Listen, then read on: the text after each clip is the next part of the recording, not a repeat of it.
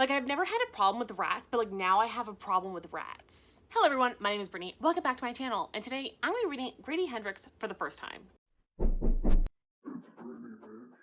Grady Hendrix is a really popular author on BookTube, and I feel like people like Gabby Reads and Katie Colson have really like propelled him into like the horror stratosphere of BookTube. And I've had my eye on him for a while, but the book I really wanted to read first of his was The Southern Book Club's Guide to Slaying Vampires. And I actually tried reading this book last year when it was all the rage back then as well, but I've tried reading on audiobook and I just could not get into it. I just really couldn't. I only got like a chapter in and I just could not get into the story. And I think this is one of those books that I really needed the physical copy and then I could listen to the audiobook. Like I really needed to kind of get into the story a little bit more to understand what was going on and get introduced to the characters, because at first I was very confused. So this very famous book is basically about vampires and a southern town and a book club of women who are determined to out this vampire, save their children, etc. Since I'm 150 pages in already, yeah, I can attest that that's pretty much what's happening. It definitely is a little more nuanced than I thought, and there were already some like weird, creepy scenes that I was not expecting. Like, I've never had a problem with rats, but like now I have a problem with rats. And I've never thought about someone biting my ear off, but now I'm like kind of terrified. I feel like his horror scenes are like really disgusting and I really enjoy it. It actually builds weird terror and fear in me that I've never had about these situations, and for that I give him a kudos. So seeing as how so far it's kind of a glowing review, I definitely was expecting not to like it as much as I'm enjoying it. I'm hoping this is gonna be at least a good 4-star. That is my prediction for this vlog. I think it will be a nice 4-star maybe. It could be a 5-star. I don't think I've ever rated it. Well, that's not true. I have rated 4 or 5 stars, but I'm going with a 4.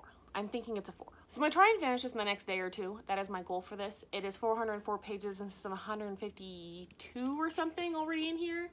Yep, I'm pretty sure I can do that in 2 days, but again, I have to get off the freaking computer. And I actually do some editing that is not involving playing The Sims. So we'll see how that goes. But so far, so good. I'm really enjoying it. So I'll probably try to update you around the 250 page mark and then we'll go from there. Okay, and then the next morning after I run my errands, I like to go for a little drive sometimes. And these are actually the volcanoes in Albuquerque, and there are 5 dormant volcanoes in the Albuquerque area, which is actually quite surprising, and you wouldn't really realize that unless you knew.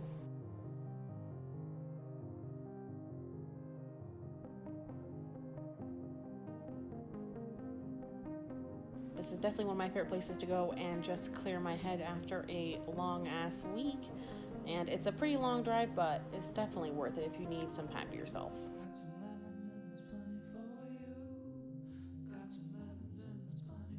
And then for dinner we went for Italian and had spaghetti, and then for dessert I had some tiramisu.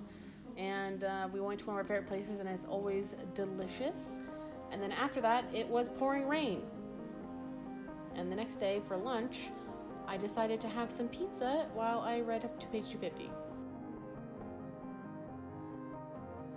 So today I actually took a 15-minute lunch today, which I'm really proud of myself for, because I've not taken lunch in like a month. Like honestly, I don't remember the last time I actually took a full 30-minute lunch. Like I just don't know. In my position, it's difficult. And I've just gotten so much work lately. And if you didn't know, by the way, I'm basically a project manager at a retirement plan company, and my projects are like months long, so whenever I get a new project, it's like months of work. There's a lot of work up front, and the fact that I got 8 new plans last week is like, that's a lot. So your girl is struggling. And last night, by the way, there was a thunderstorm that kept me up because the thunder was so fucking loud, it kept waking me up. And on top of that, I sat like an idiot on the couch yesterday, so now my back is all fucked up. But anyway, I got to page 250. I'm really enjoying this. I'm definitely just very frustrated with the amount of gaslighting in this book, and he does it so well. Like, I'm honestly so impressed at how like Grady Hendrix basically got into like the mind of a woman and how it actually truly feels to be like gaslit by men all around you over and over, because I've experienced it so many times and it feels just like this. And it is so frustrating that like no one will believe them and help them, and they literally are like going to the guy and like apologizing for like ruining his reputation. And I've had so many experiences, even with like bona fide rapists in my life, that I've had friends choose them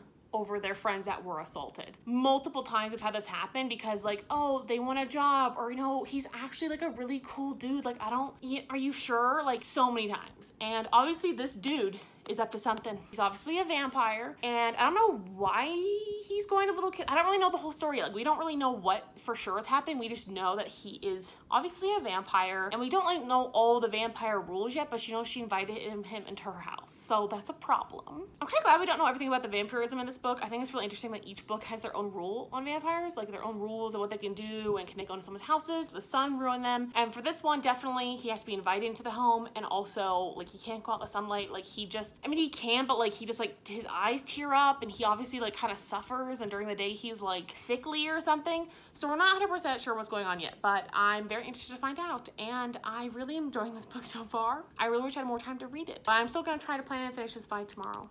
And I also have the audiobook, so I could potentially listen to the audio a little bit, but I resisted during work on purpose because my work day already ran really long and I didn't even have a chance to like fully take a lunch or any other break, so I'm just like really tired and burned out, and I feel like listening to an audiobook while I'm at work like may be something that may not be good for me at the moment. So I might listen to this while I play some Sims or something. I haven't really decided what I'm gonna do yet, but I'm excited to maybe get into this a little bit later tonight because I really want to know what's going on. Like I honestly kind of want to know what's happening with this dude, and like it's so frustrating how he keeps getting away with this shit. Literally at men everywhere. So anyways, tonight we're having teriyaki salmon, and then I'm gonna read some more of this, and I hope I can get farther into it. I'm really enjoying this.